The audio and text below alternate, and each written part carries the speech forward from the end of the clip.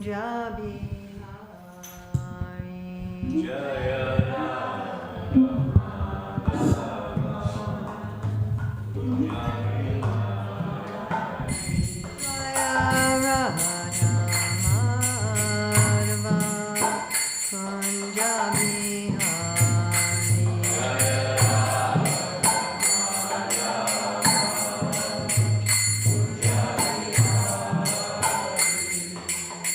Gopi Jana Vallabha Giridharadhari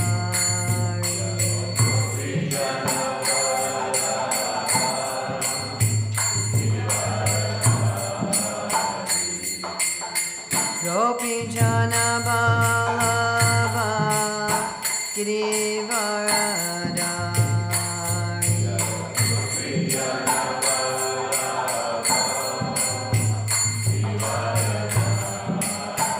Yasodanandana Radhadesh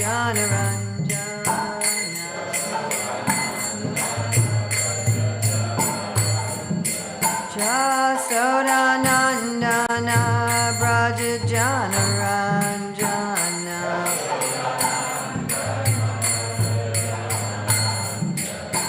Yamunatiravanacharya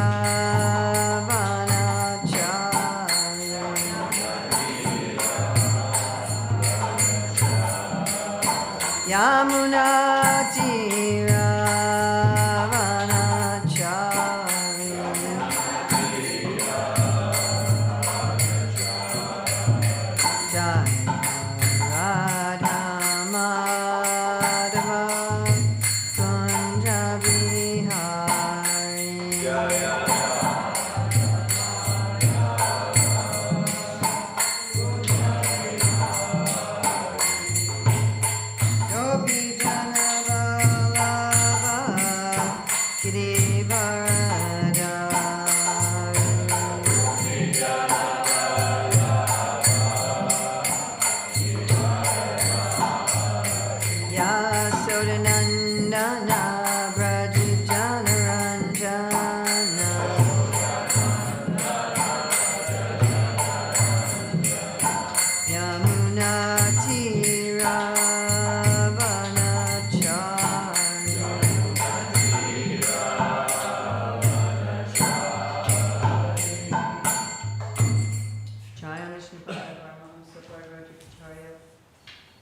Asacharya Sattva Sri Srimad Divine Grace A.C. Bhaktivedanta Swami Maharaj Prabhupada Ki Jai. ISKCON founder Acharya Srila Prabhupada Ki Jai. Anantakoti Vaishnava Vrinda Ki Jai. Namacharya Srila Haridas Thakur Ki Jai. Prem Shri Kaho Shri Krishna Chaitanya Prabhu Nityananda Shri Advaita Gadadhar Shri Vasadi Gaur Bhakta Vrinda Ki Jai. Shri Shri Radha Krishna Go Gopinath Shan Mukunda Radha Kunda Kiti Govardhana Ki Jai. Vrindavan Dham Ki Jai, Mathura Dham Ki Jai, Navadvip Mayapur Dham Ki Jai, Jagannath Puri Dham Ki Jai, Gangamaya Jamuna Devi Ki Jai, Bhakti Devi Ki Jai, Tulsi Maharani Ki Jai, Samaveta Bhakta Vrinda Ki Jai, Gaur Premanande. All glories to the assembled devotees. All glories to the assembled devotees. All glories to the assembled devotees. All glories to Sri Guru Gauranga. All glories to Srila Prabhupada. Namo Om Vishnu Padaya Krishna Prasthaya Bhutale Srimate Bhaktivedanta Swami Niti Namane Namaste Sarasvati Devi Gauravani Pacharya Nirvisesa Sundari Bhaskacharya Satarani Vandeham Shri Guru Shri Yuta Padakamalam Shri Gurun Vaishnavamscha Shri Rupam Sagrajatam Sahagana Raghunatham Vitam Stam Sajivam Sadvaitam Sadvadutam Parijana Saida Krishna Chaitanya Devam Shri Radha Krishna Padam Sahagana Lalita Shri Vishakam Vitamscha Panchakalpatubhyascha Kripasinubhyabhita Patitanam Pavanebhyo Vaishnavevi Om Namo Bhagavate Vasudevaya Om Namo Bhagavate Vasudevaya Om Namo Bhagavate Vasudevaya. So it's May 14th, 2025 in Radhadesh in Belgium. I'm going to read from Bhagavad Gita, chapter 2, text 45. Trigunya Vishaya Veda Nistraigunyo Bhavarjuna Nirdwandro Nityasattvasto Niryogakshema Atmavan. Please chant. Trigunya Vishaya Veda Nistraigunyo Bhavarjuna Nirdvandro Nityasattvasto Niryogakshema Atmavan. Trigunya Vishaya Veda Trigunya Vishaya Veda Nistraigunyo Bhavarjuna Nistraigunyo Bhavarjuna Nirdvandro Nityasattvasto Niryogakshema Atmavan. Niryogakshema Atmavan. Trigunya Vishaya Veda Trigunya Vishaya Veda Nistraigunyo Bhavarjuna Nirdvandro Nityasattvasto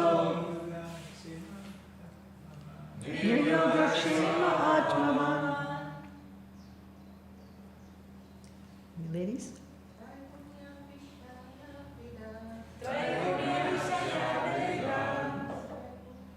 You need me to move. You with me in? Okay.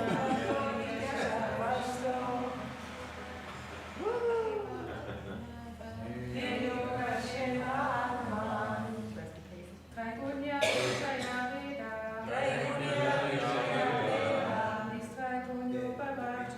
Nistraigunyo Bhavarjuna Nirdvandro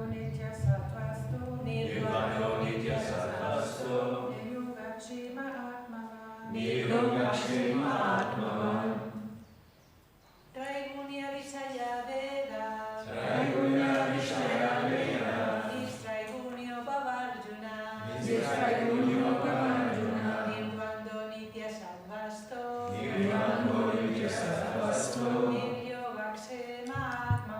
Niryogakshema Atmavan. Trigunya, pertaining to the three modes of material nature.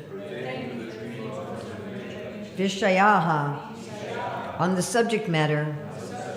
Vedaha, Vedic literatures. Nistraigunyaha, transcendental to the three modes of material nature. Bhava, be. Arjuna, O Arjuna. Nirdvandvaha, without duality. Nitya sattva stha, in a pure state of spiritual existence. Niryogakshema, free from ideas of gain and protection. Atmavan, established in the self. Srila Prabhupada's translation. The Vedas deal mainly with the subject of the three modes of material nature. O Arjuna, become transcendental to these three modes. Be free from all dualities and from all anxieties for gain and safety, and be established in the self. Srila Prabhupada's purport. All material activities involve actions and reactions in the three modes of material nature. They are meant for fruitive results which cause bondage in the material world. The Vedas deal mostly with fruitive activities to gradually elevate the general public from the field of sense gratification to a position on the transcendental plane. Arjuna, as a student and friend of Lord Krishna, is advised to raise himself to the transcendental position of Vedanta philosophy, where in the beginning there is Brahma Jignasha, or questions on the supreme transcendence. All the living entities who are in the material world are struggling very hard for existence. For them, the Lord, after creation of the material world, gave the Vedic wisdom advising how to live and get rid of the material entanglement. When the activities for sense gratification, namely the Karma Kanda chapter, are finished, then the chance for spiritual realization is offered in the form of the Upanishads, which are part of different Vedas, as the Bhagavad Gita is part of the fifth Veda, namely the Mahabharata. The Upanishads mark the beginning of transcendental life. Now this point is quite important. As long as the material body exists, there are actions and reactions in the material modes. In other words, as long as we have a body, we're not going to stop the action of the gunas in our body. One has to learn tolerance in the face of dualities such as happiness and distress, or cold and warmth, and by tolerating such dualities, become free from anxieties regarding gain and loss. This transcendental position is achieved in full Krishna consciousness when one is fully dependent on the good will of Krishna. This tolerance, by the way, does not mean repression. It means detachment. So detachment, yes, those are the modes in my body that's happening, but I am not this body and I am dependent on Krishna in apparent good and loss in the world. Trigunya Vishaya Veda, Nistrigunya Bhavarjuna, Nirdvandvo Nityasattvasto, Nir-Yoga-Kshema Atmavan. The Vedas deal mainly with the subject of the three modes of material nature. O Arjuna, become transcendental to these three modes. Be free from all dualities and from all anxieties for gain and safety, and be established in the self. Now you notice this Nir-Yoga-Kshema Atmavan. Do we have another verse that talks about Yoga-Kshema? Yoga-Kshema Vaham-Yaham, right? In the 9th chapter. So here he's saying, don't worry about your Yoga-Kshema. Be established in the self. And in the 9th chapter, he says, I will take care of your Yoga-Kshema. I'll take care of whatever you want, whatever you need, protecting what you have. All right. So we have been talking about Varnashram, and now we're going to talk about perhaps something that you didn't consider as being part of Varnashram. Could we maybe close that window? Sorry. I'm not from this part of the world, and it seems cold outside to me. I know the sun is out, but it hasn't yet warmed things up. So you may remember that we were reading yesterday that the purpose of Varnashram is to make people Vaishnavas. Everybody remembers that? Yes? So part of that is getting free of the modes of nature. And in our book, my co-author, Dr. Ruchira Datta, aka Rukmini Devi Dasi, we decided to call these the shades of ego. And this is principle 7, that one should rise above the shades of ego. So it's not only that we should be in the right place, but we should be in the right place rightly. Don't be in someone else's place means like I shouldn't be in your house thinking it's my house. I should be in my own house, but I also have to be in my own house rightly. I shouldn't be trashing even my own house, because ultimately even my own house doesn't belong to me. So what is false ego? The central illusion that I am the center.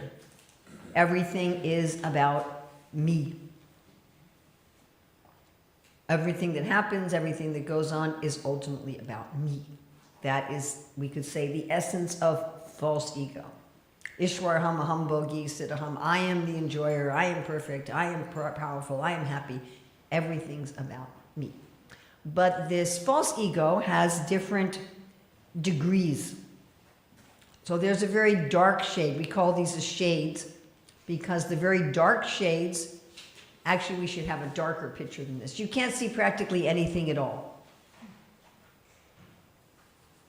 It's like you put a darkening window, like shade on your window. And then you can see some things, but it's distorted. Maybe you have a sheer curtain. And now there's no shade, but you're still seeing through the window.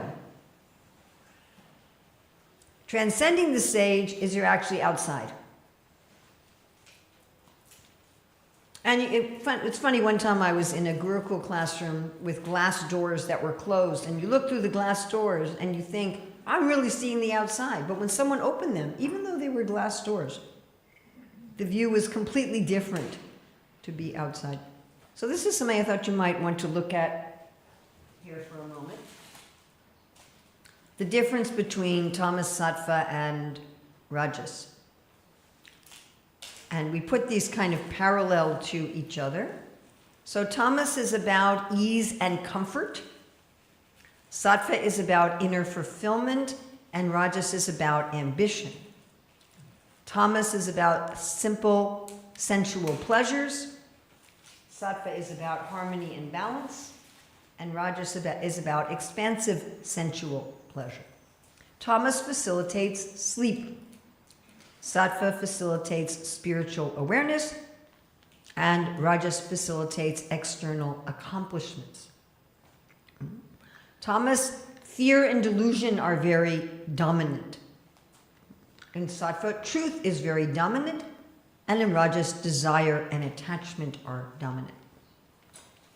Tamas almost completely hides awareness of what are good decisions. And I think this aspect of the shades of ego is very important, because I haven't met anyone who wants to make bad decisions. I really would doubt that there's any single person in the world. Would you like to make bad decisions? Who would say, oh yeah, I'm really into that one.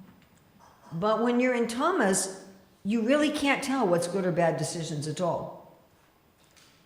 It looks mixed up. What's bad looks good, what's good looks bad. So you'll think it's a really good decision to rob this store. You know, it's a really good decision to get so intoxicated that I'm going to feel sick. You know, those are really good decisions. So your concept of what is good decisions is all mixed up. And in sattva, you can see quite clearly what are good decisions. And in rajas, you partially can see. It partially hides and partially reveals awareness of what's good decisions. You can see sometimes. In tamas, there's a tendency to avoidance or impulsive violence rather than solution. So when there's a problem, when you're in tamas, you just want to avoid the problem,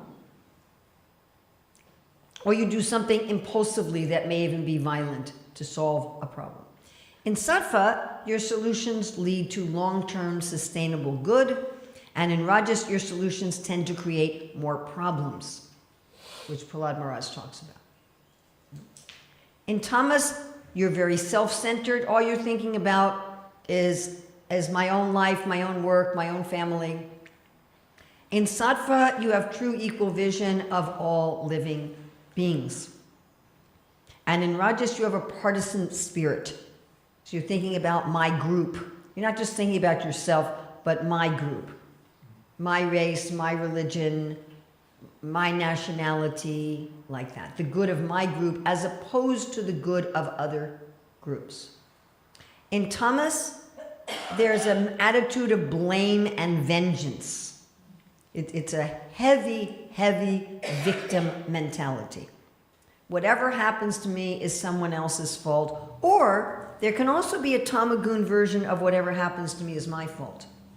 But it's like there's a sense of helplessness. My problems are my fault and I can't do anything about them. I'm just a terrible person and that's just the way it is and I'm just stuck there and oh well. Or there's someone else's fault and I can't do anything about it. Or if I want to do something about it, it's in vengeance. And it can be even vengeance to yourself. Like Krishna says in the 16th chapter, austerities that harm the body give pain to the supersoul and are of the nature of demons. So, you can be hating yourself so much that you want to punish yourself or you want to punish others. So in sattva, it's personal accountability and growth. Whatever happens to me, I say, ultimately, I am responsible in some immediate or long-term sense, and I am going to use my situations for growth and learning and development. I'm not blaming anybody. I'm not blaming others, and I'm not blaming myself. I'm taking responsibility and accountability without blame. Can you get some idea of what that would mean? I'm responsible, but I don't hate myself. In Rajas, blame and justice. Who's saying, I'm at fault or these people are at fault, and we're going to put things back into balance. Okay. So we have a little analogy here. If we think about life is a river, people in tamas are polluting and fouling the river of life. And so we have for each of these a word that begins with P and a word that begins with F. So you can help remember that. And I had a bunch of Slovenian friends help me with this one day on a long car ride. I was thinking I want something that'll be easy to remember. Now the mood of tamas is ease. Whatever's easiest. In tamas, we will do the right thing only if it's easy. I'll be a good person if it's easy to be a good person, if the price I have to pay is minimal. You know, I'll eat vegetarian food if it's available at McDonald's for the same price. But I'm not going to go out of my way. I'm not going to spend more money. I'm not going to go to a separate store. You know, if there's a recycling thing in the garbage right next to the regular trash, I could put, but I'm not going to walk a few meters to recycle. Whatever is just easiest. It's a real deep laziness. You know, people in tamas will do good things, but only if it's easy. And generally they're doing wrong things for the wrong reason. Now in rajas, people are pushing and forcing the river of life. They're trying to control material nature to be the way they want it to be. These are the builders of society. Srila Prabhupada talks about how, you know, the human culture is mostly in rajas. We're going to build society. But it's all about, I'm the builder of society. And I will do good, I'll do good things, and I'll work very, very, very, very hard to do good things. So it's the laziness of tamas is not there. People are willing to work an incredible number of hours and do an incredible amount of austerity. And they're very, very proud of their austerity. They'll brag to you about it. How much trouble they went through. How many hours they worked. How much difficulty they had. And sometimes even as devotees we do this, yes? Oh, I've done all this austerity and that austerity and this austerity. And in rajas, you really feel like you've earned your stuff. Like, I've worked for it. I've earned it. And there's actually only minimal, in tamas there's practically no happiness at all. And in rajas there is little happiness in the sense that I've earned this thing. I've worked for it. It's mine. There's practically no happiness in the working for it. And when you achieve it, there's a little bit of happiness, which then dissipates. So it's like work, work, work, work, work, little happiness, maybe, work, work, work, work, work, little happiness, maybe. And it's all about pushing and forcing. Whenever we find ourselves trying to force ourselves or others, that's rajas. I've had people ask me, how can I make my children be devotees? That's a very rajarsic question. How can I make somebody do something? Even how can I make myself do something? It's a very rajarsic kind of question. So sattva is about plunging and floating. When people say, you know, go with the flow, that's a very sattvic mood. Now sattvic people are not lazy, and nor are they this, you know, I'm going to sacrifice and work hard and earn everything for prestige. Sattvic people they'll work hard, but their work and their result are in the same category. They don't see a difference really between sacrifice and the result. They're just constantly going with wherever the flow of life takes them. And the sattva ego is, I'm very spiritual. I'm in the flow.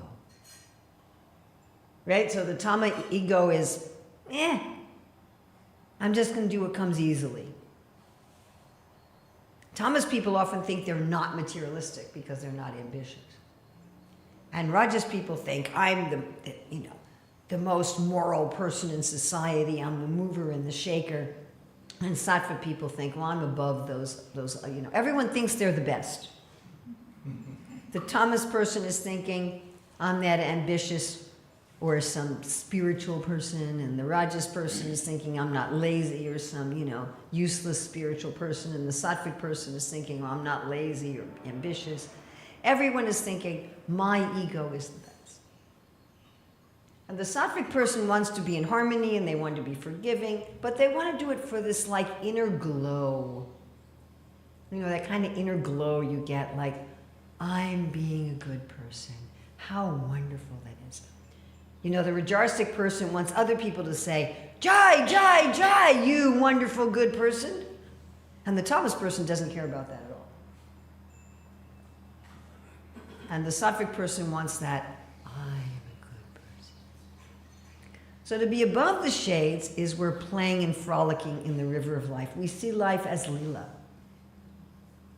We see life that it's Krishna's lila. It's Krishna's adventure. And we're not just flowing with Krishna, we're actually playing with Krishna. And there our motive is Krishna's happiness, not even our own inner glow, but that Krishna's smile. Prabhupada talks about how the residents of Vrindavan, all they want is to see Krishna smile. So if Krishna is smiling at me, then I'm happy, and I take life as basically a game. Lila means a game, Krida. Lila, everything is just a game, it's just fun. Krishna is not. Prabhupada talked about how this German philosopher came to India and he saw that all the different deities of the demigods, they all had work to do, but Krishna's just flute playing. He's just playing. We say even the killing of the demons is done by Vasudeva Krishna. So the devotees also take their life like that. But Krishna enjoys killing the demons. He also enjoys that. Yes, that's also his lila. Nrsingadev is really enjoying this ghastly rasa of tearing out Nrsingadev's heart and putting on the... He's enjoying it. It's fun. I don't think I would enjoy that. But he's very much enjoying it. Yes. So again, if we look at Sattva is above the shades, is playing and frolicking. Sattva is plunging and flowing. Rajas is pushing and forcing. Tamas is polluting and fouling. To foul, they're synonyms. They are synonyms. Okay. Pollute and foul mean the same thing. The reason we wanted a word that starts with F is because for Sattva we really wanted to get the flow. So we wanted, so there's P, P, P, P, and F, F, F, F. So that way you can remember. And these are things we can notice in ourselves. What am I doing? What's my mood? Am I in some nasty, polluting mood? Am I trying to push and force things? Am I just kind of flowing with things? Or do I have a playful attitude? What's happening with myself? How am I responding? Now remember, Srila Prabhupada said that as long as we have a material body, our body is going to be affected by the modes. So we can look at these shades of ego as like the dark side of our work. So thinking particularly in relationship to Varnashram. So each of us have work where we can be tempted to draw energy from certain ones of these shades. We can think, and I've heard devotees say this, I've heard devotees say, well, I have to pull from Rajagun to get my work done. That's the one I hear most often. I don't usually hear devotees telling me they have to pull from Tamagun. But you'll see people doing that. I mean, if you see people who think, you see people who think that their service is committing Vaishnava aparad. Have you met people like this? I have. They think their service to the Hare Krishna movement is to go around criticizing devotees. and putting up, papers of all the real and imagined and possible faults of the devotees. And they're thinking, that's my service. So these people they may not verbalize like that, but they're thinking, I have to pull from Tamagun to do my service. Or somebody might think, well, I really have to pull from Sattvagun. To do my service, I have to get in this equanimity space. So this may be our temptation. We may think, I can't do this work without that kind of energy. I need that kind of energy. Like we might think, well, I need a certain kind of food. So we might see the gunas like that. Also, the particular work that we do may tempt us into some concepts of ourself that are associated with one of the shades of ego.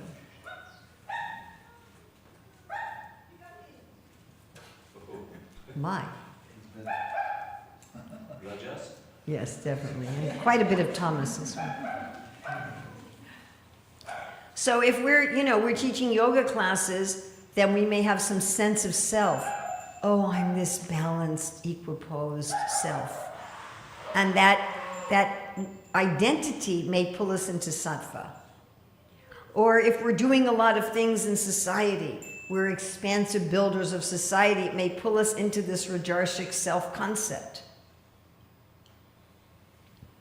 Right? Or if I just kind of do whatever I'm told, and I don't really take much initiative to do anything, I may get into this self-concept of, well, I'm just kind of this easygoing person that I don't make much effort for anything. It may pull us into a tamasic concept. So the work we do may have a self-concept that's similar to one or more of these shades of ego.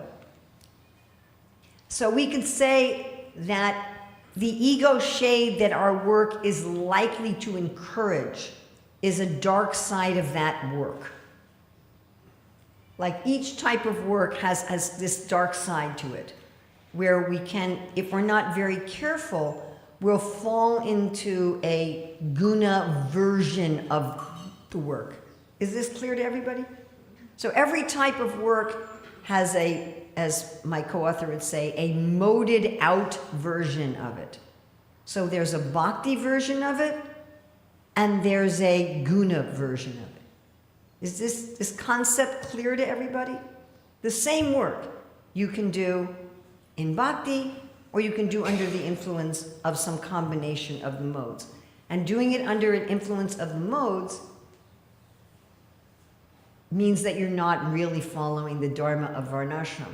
Now, interestingly enough, if we do our own work, we're better able to avoid being pulled into these shades of ego. A person might make the argument that, well, if my particular work has a particular shade or combination of the shades that tend to attract it, maybe I should do someone else's work. Or maybe I just shouldn't do work at all, which is kind of what Arjuna said in the Bhagavad Gita, wasn't it? Maybe I should just do someone else's work, or maybe I just shouldn't do any work. And we have people in our Krishna consciousness movement, a lot of them, who will tell you you shouldn't do any work. If you really want to be a spiritual person, don't do any work in the world. Because if you do any work in the world, you're going to come under these gunas. Whereas Krishna's telling Arjuna that if you're doing your own duties, you're not going to be affected by material entanglement, or there's less chance of being affected. And why is that? Krishna doesn't really explain why that is, but a reasonable philosophical speculation, which Prabhupada said philosophical speculation is fine, is that we may be better suited to use the tools without getting injured.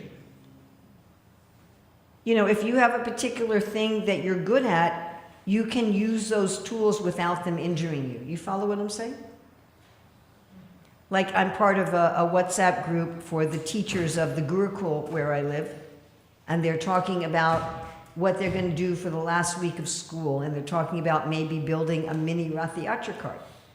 So one of the teachers was saying, well, my son is trained by his father in using tools, and he has his own circular saw, and he knows how to use it, but I wouldn't want any of the other kids using it. You know, when you're trained in something, you're better able to use the tools of that trade without getting hurt by them. So when we're in our natural work, we're much better situated to use the aspects of that work without them polluting us. We've talked a lot about how when you do someone else's work, you pollute the work. You mess up society. But the work also pollutes you, because you don't know how to deal with it without becoming entangled in it. You end up getting sucked much more easily into the gunas of it. Does everybody understand this principle? Now, sometimes we say that these shades are causative of what work you should do. And in the purport to 1841 in the Bhagavad Gita, a number of our acharyas have talked about these shades as being causative. So you could say, what shade are you influenced by? Oh, that's the kind of work you should do. Now, such can be understood really only in reference to past lives and what kind of body we were born with, that we're born with a body that has a particular combination of these gunas. But it is completely impractical, without any shastric basis, to say that trying to change the gunas in this life would change our work. One reason is that the gunas are very mixed. They're very, very mixed, and they also change during the day. Like Prabhupada said in this purport to 245, our body's influenced by the gunas, but I'm sure all of us have the experience that different gunas, different shades of ego are affecting us at different times of the day. So you're not going to say, well, I'm going to work in the field of resources at 11 a.m. and then I'm going to work in the field of government at 2 p.m. because my shades have changed. Right? That would be completely illogical and impractical. And we don't find anywhere in the Shastra the advice that if you change the dominant shade that you associate with, then you should change your type of work. That's nowhere at all. We don't find Krishna saying to Arjuna, change what guna you're associated with and then do someone else's work. That's not what he's saying. As we just read, he says, Nishtray gunyo bhavarjuna. Guna bhava, have the nature of the gunas. Nishtray, the try means three. Don't have any of these three gunas, Arjuna. Don't take the nature of any of them. And do the work that's according to your nature. Interesting, isn't it? And as I say over and over and over, I've said it dozens and dozens of times, this is in the second chapter of the Bhagavad Gita. This is not elevated advice. This is not, oh, that's just for Prahlad Maharaj, or that's just for Haridas Thakur, or that's just for Srila Prabhupada. I had a devotee ask me, meet with me some time ago, telling me about a particular problem that she had. And Krishna arranged that I ended up in a situation very similar to the one that she was in. And I wrote to her how I dealt with it. And she said, oh, you dealt with it that way because you're a pure devotee. And I said, you know, if you say that, all you're doing is telling yourself, putting aside the fact that that's not the truth, but just even talking like that means you're telling yourself it's unattainable. Do you follow? I said, oh, you know, Krishna arranged for me to be in the same situation that you're in, and this is how I dealt with it. Maybe that would be helpful for you in that situation. Oh, well, you're a pure devotee. So we look at getting above the shades of ego and we say, oh, that's for the pure devotees. Someday I'll just wake up and be above the shades of ego. But for right now, I'm just, oh well, I'm just going to act in Tamagun or Rajagun or Sattvagun, and I can't do anything about it because I'm not a pure devotee.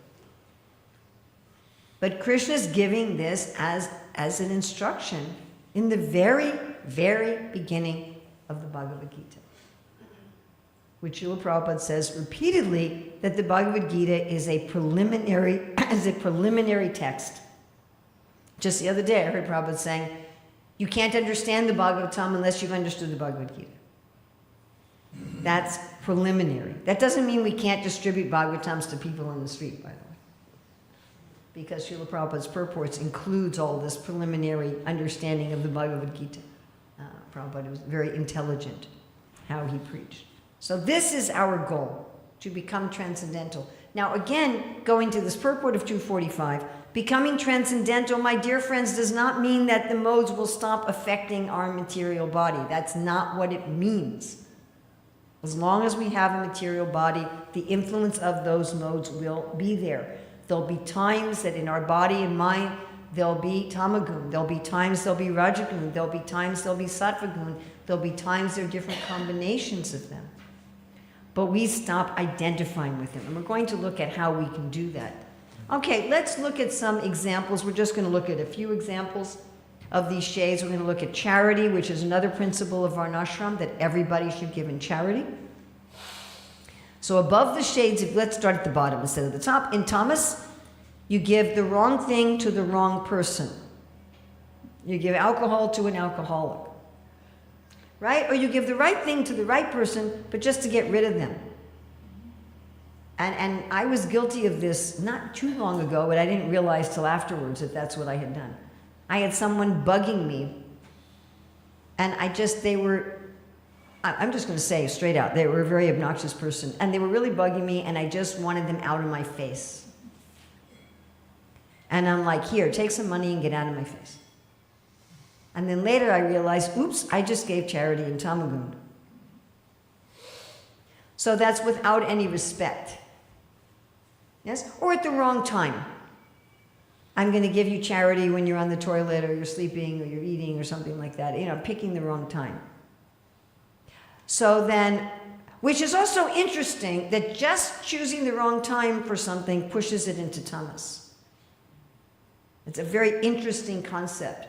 Choosing the right time or the wrong time affects what shades of ego are in operation. Now in Rajas, you give the right thing to the right person, but you don't really want to. It may be under obligation. Maybe your guru or your boss says, you know, I want you to do this. And you're thinking, well, if I don't do it, then I'm going to get in trouble with my authority. They're going to be critical of me in some way. So I need to do this for my own self-preservation.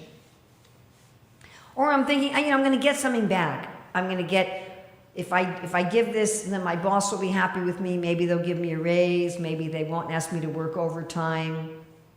You know, there's something, or maybe I'll get a plaque up in the temple. Now, I've noticed that in our Hare Krishna movement, we often ask for charity in Rajas. We often use Rajas to try to collect donations. That's a really bad idea because the act of giving should be transcendent as much as what the money's used for. Making charity transcendent is not just what it's used for, but it's also how it's given. So we really don't want to encourage people to give in Rajas. And with regret later. So when I gave somebody some money because they were bugging me, then I also regretted it later. Oh, I shouldn't have done that. So it was a really Rajas tamas charity. I did it just to get rid of them, and then later I regretted it. Why did I do that? Sattva, you give the right thing to the right person without expecting anything back. You give it at the proper time, the proper place with respect, but your motive is your own inner happiness. Your motive is, yes, I have done the right thing. I'm a good person. And the only difference between sattva and being above the shades is who you want to please. That, again, you want Krishna to smile. I'm going to give this to this person. I'm going to do it with respect. I'm going to do it at the right time. Giving the right thing to the right person, the right time, in the right way, so Krishna will smile.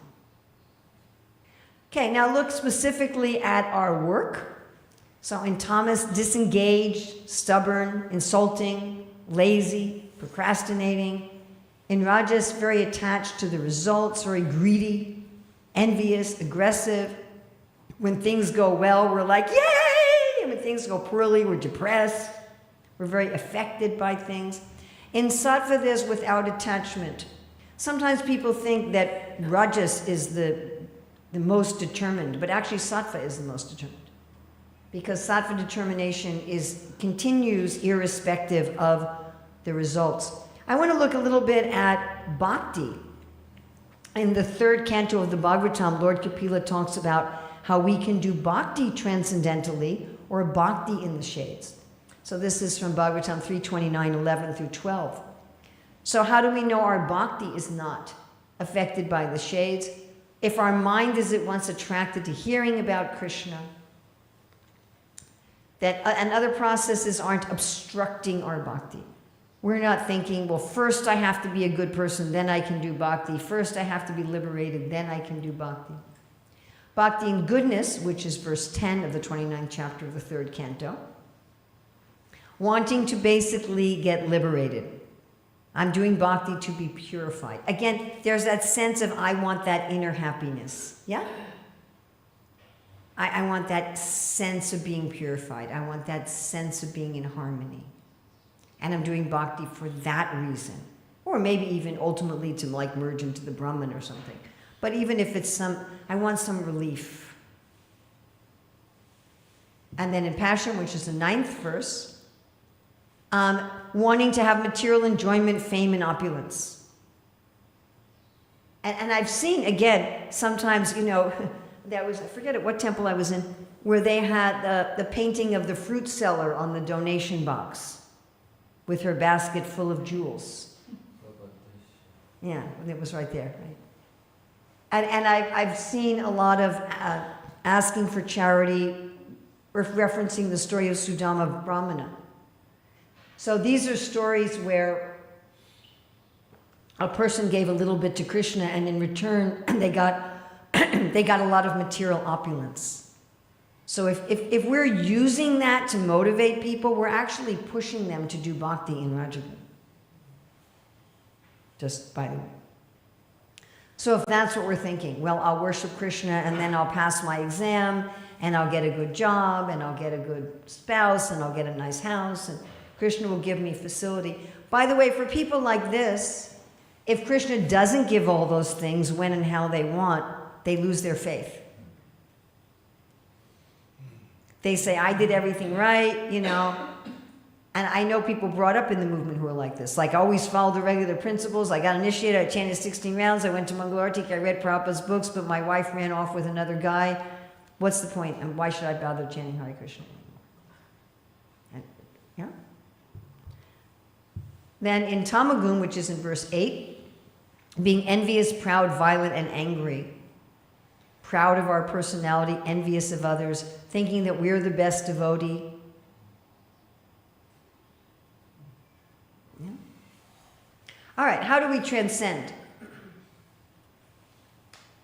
So there's a number of places we could look, but I wanted to look specifically at this one, which is chapter 3, text 30. I like looking at these early verses in the Bhagavad Gita because then again, people can't legitimately say that it doesn't apply to them. You follow? So if someone says, this doesn't apply to me, I'd say, it's just in chapter 3 of the Bhagavad Gita, I think it applies to you. So therefore, O Arjuna, surrendering all your works unto me with mind intent on me, without desires for gain and free from egoism and lethargy, fight. So if we analyze this, we'll see that Krishna